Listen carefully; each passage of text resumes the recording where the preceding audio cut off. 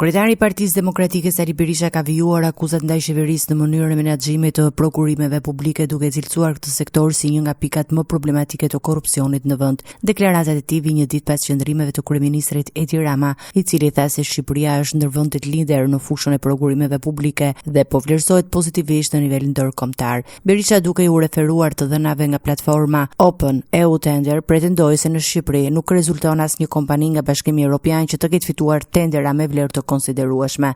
Ky tregues thot se mafia shqiptare, qeveritare shqiptare, në ligjin e mafjes dhe jo ligjin shqiptar dhe ndërkombëtar, nuk lejon asnjë kompani europiane të fitojë qoftë dhe një tender në Shqipëri. Qeveria, narkoqeveria Rama, është rasti vetëm ku në listën e kontraktorëve për tendera me vlerat konsiderueshme nuk ka asnjë fitues kompani nga vendet e Bashkimit Evropian apo kompani prestigjioze. Një tjetër pikë ngritur nga Berisha lidhet me rritjen e procedurave të klasifikuara si sekrete, të cilat sipas tij janë shtuar ndjeshëm gjatë viteve të fundit. Procedura sekrete. Akshi afirmos mbi 500 procedura sekrete.